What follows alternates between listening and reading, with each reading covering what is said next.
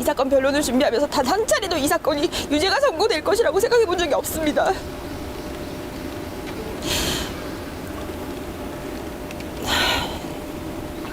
이 사건은 국장 말씀 좀 부탁드리겠습니다.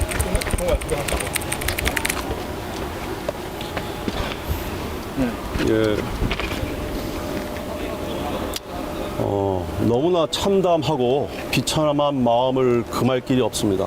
사법부가 이런 식으로 계속 불공정한 재판, 억지 논리를 만들어서 계속 내란몰이, 이정몰이를 계속 한다면 나중에 역사적으로 후세에 반드시 그 대가를 치르게 될 것입니다. 이 사건은 수사를 해서도 기소를 해서도 재판을 해서도 안 되는 사건이었습니다. 북한이 7,000개의 오물풍선을 보냈고 33번에 거쳐서 한국에 오물풍선 공격을 감행했습니다. 인명피해가 있었고 산불로 인해서 피해가 발생을 했고 주요 시설에 대해서도 오물풍선이 낙하됨으로써 테러 위협이 증대되고 있었습니다. 더군다나 오물풍선은 가을과 겨울로 그 공격이 계속됨으로써 피해가 점점 확산될 위험에 처해 있었습니다. 그 사안에서 우리 군이 마련한 어떠한 대책도 실효성을 거두지 못했습니다. 그런 수많은 고비 속에서 나온 것이 바로 이 무인기 작전이고 무인기를 통한 전단 살포였습니다. 이에 대한 대응도 북한의 오물풍선 공격을 통해서 북한은 오물을 투척하고 전단을 살포하고 그다음에 화재를 발생시켜서 인명피해, 재산피해를 야기시켰지만 저희는 고작 전단을 살포하는 정도의 저차원 대응만을 했을 뿐입니다.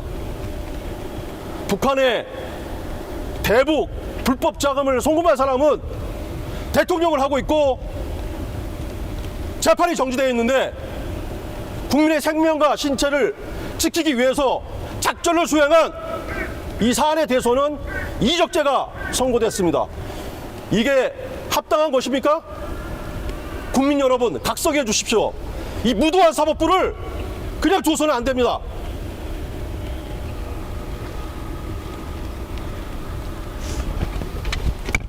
실천회가 넘는 대북 오물풍선에 대응한 정당한 작전을 이적죄로 유죄 판결을 한 오늘은 대한민국의 안보가 사법부에 의해 철저히 무너져 내린 날입니다. 광란의 칼춤을 휘두르고 있는 특검의 정치적 기소에 날개를 달아준 사법부의 유죄 판결에 깊은 유감을 표합니다. 이번 판결은 국가 안보를 위해 일하는 군과 공직자들의 손발을 꽁꽁 묶고 대한민국 국민들이 북한에 의해 피해를 받아도 무방하다는 사법부의 안보 자해 행위이자 북한의 입장에 동조하는 사법부의 폭거입니다.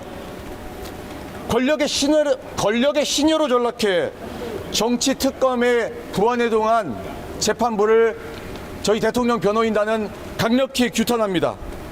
저희 변호인단은 항소를 통해 흔들림 없이 진실과 정의를 바로 세우고 대한민국의 국익과 안보를 지켜나가겠다는 말씀을 국민 여러분께 드립니다. 국민 여러분, 한번 생각해 보십시오. 이 사건 특검이 출범한 이후에 특검의 수사로 문제된 여러 가지 사안들이 있었습니다. 그중에 대표적으로 오산 공군기지 중앙망공통제소 MCRC에 압수수색이 있었고 그로 인해서 미국의 강력한 반발을 산 바 있습니다. 또한 드론 사령부는 결국에는 수사를 거쳐서 해체가 됐습니다. 여러분들은 모르시겠지만 이 두 가지 오산 공군기지 내의 중앙방공통제소와 공군작전사령부, 그 다음에 이 드론작전사령부는 우리나라 삼축체계를 구성하는 가장 핵심적인 전력입니다. 북한의 대량 살상 무기에 대응하기 위해서 꾸준히 우리 군이 구축해온 시스템을 완전히 무력화시킨 것입니다. 이 수사야말로 이적행위이고 이를 기소한 행위도 이적행위이며 오늘 유죄를 선고한 행위도 마찬가지로 저희는 부당하다고 생각합니다. 더군다나 수사 과정에서 특검은 우리나라 지상작전 사령관, 사성장군인 지상작전 사령관을 아저씨라고까지 포칭했습니다. 군에 대한 최소한의 예의와 대우, 배려도 없는 그런 수사가 계속됐습니다. 수사 과정에서도 군인들에게 상급자의 명령이 법적 검토가 마치지 않은 상태에서 이행을 하면 명령 불복종으로 처벌될 수 있다. 직권남용죄로 처벌될 수가 있다. 또 형사상 처벌을 받을 수 있다. 라는 무언의 압박을 계속 강요함으로써 군의 근간인 지휘 통솔 체계도 완전히 무력화시켰습니다. 특검의 수사 자체가 바로 이적행위였고, 그것을 기소한 행위가 이적행위고, 이것을 재판에 넘긴 행위 자체가 이적행위였습니다. 오늘 유죄 판결은 도저히 납득할 수 없고, 이 점에 대해서는 반드시 역사적 심판을 받으리라 생각합니다.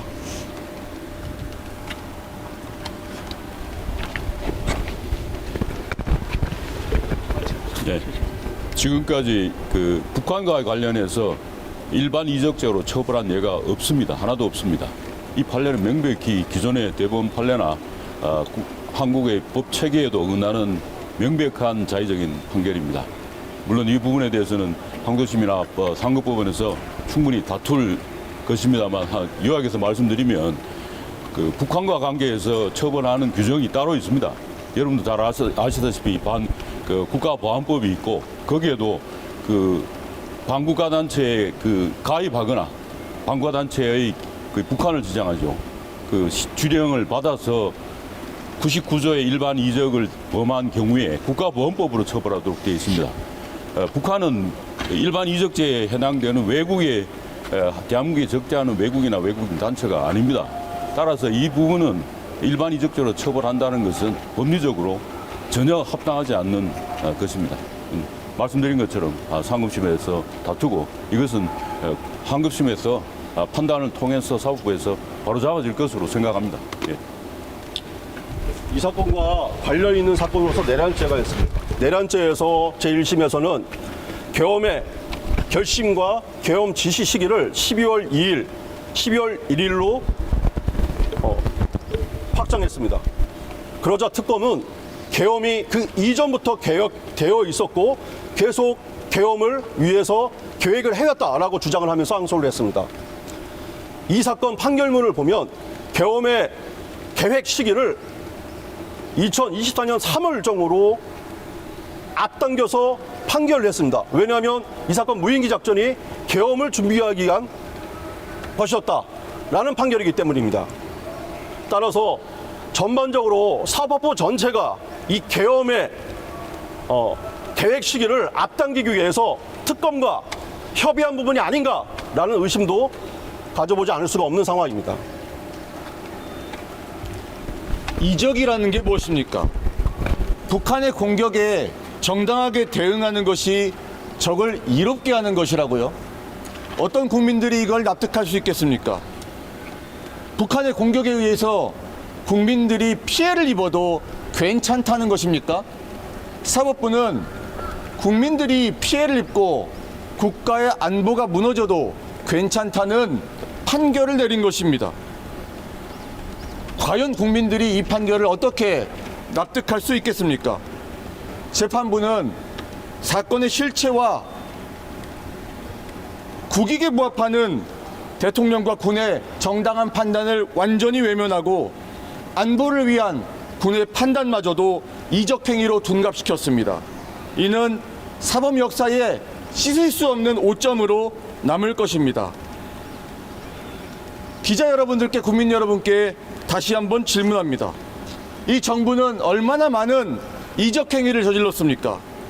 정동영 통일부 장관은 대북정보, 기밀정보를 유출해서 미국이 대북정보 공유를 제한하기까지 했습니다.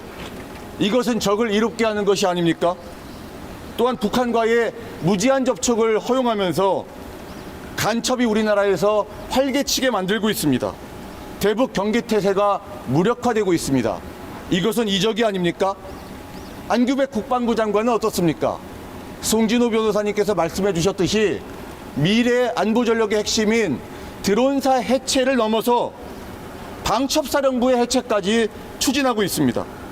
이는 결과적으로 북한의 간첩 활동이나 내부 정보 유출에 대응할 수 없도록 만들고 우리 군의 정보 역량을 무력화하는 조치가 아닙니까?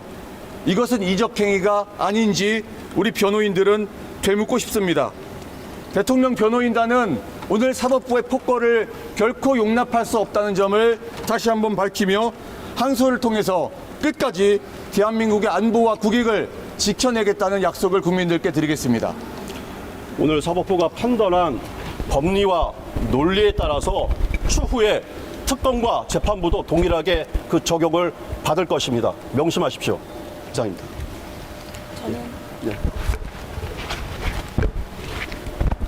저는 이 사건 변론을 준비하면서 단 한 차례도 이 사건이 유죄가 선고될 것이라고 생각해 본 적이 없습니다.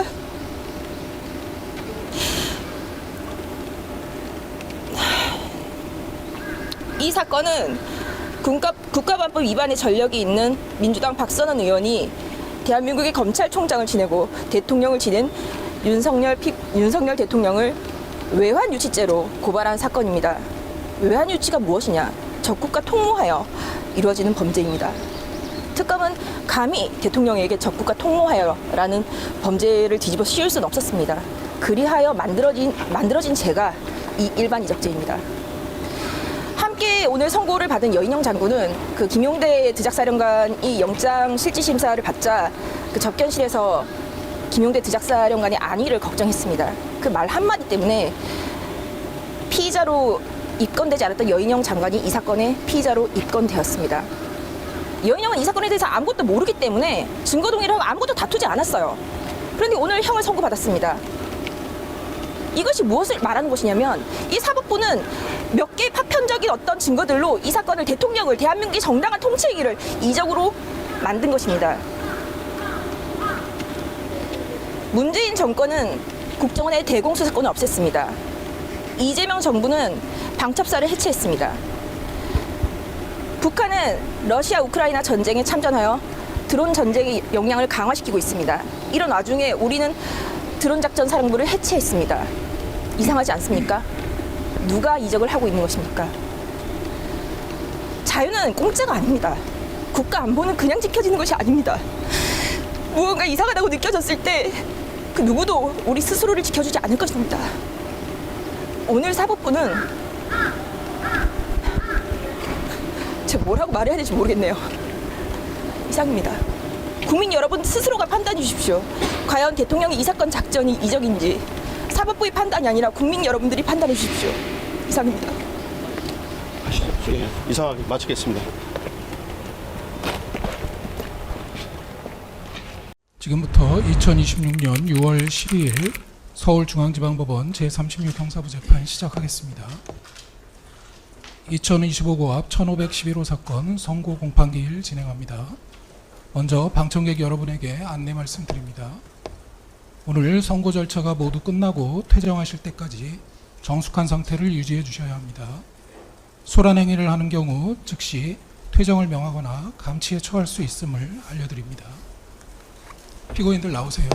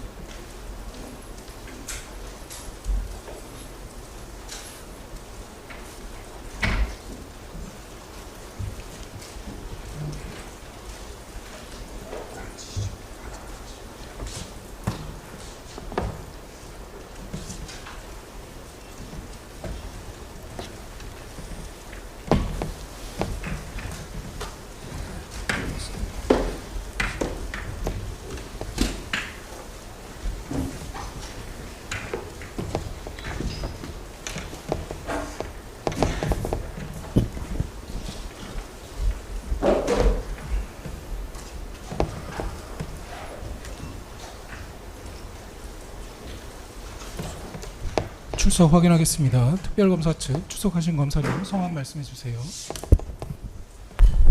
네, 장우성 특검보 박향철, 나상돈, 문호섭, 신충섭, 박용훈 검사 출석했습니다. 윤석열 피고인 변호인 성함 말씀해 주세요. 예, 배보윤, 배희철, 김계리, 송진호 변호사 출석했습니다. 김용현 피고인 변호인 성함 말씀해 예, 주세요. 이하상, 고영일, 김지미, 유승수 변호사입니다. 예, 여인영 피고인 변호인 성함 말씀해 주세요.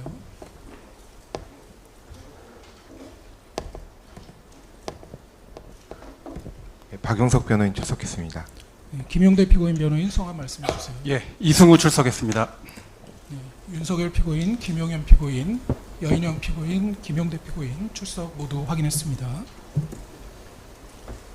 이 재판은 녹음 및 속기가 필요하다고 인정하여 형사소송법 제56조의 2 제1항에 따라 녹음 및 속기를 명합니다. 재판의 중계에 관하여 말씀드립니다. 이 사건은 변경된 공소장 전체가 2급 비밀로 지정되어 있고 증거도 군사기밀 등으로 지정된 문건이 다수 있으며 진행된 증인신문 내용에도 관련 비밀이 포함되어 있습니다. 이와 같은 이유로 심리 대부분을 비공개로 진행하였습니다. 오늘 선고 절차를 진행함에 있어 설명 과정에서 군사작전 및 비밀 관련 내용이 언급될 수밖에 없는데 그 내용이 중계되는 것은 국가의 안전보장을 해할 염려가 있습니다. 따라서 이후 절차는 윤석열 전 대통령 등에 의한 내란 외환 행위의 진상규명을 위한 특별검사 임명 등에 관한 법률 제11조 제4항 단서에 따라 중계를 하지 않습니다. 중계를 중단합니다.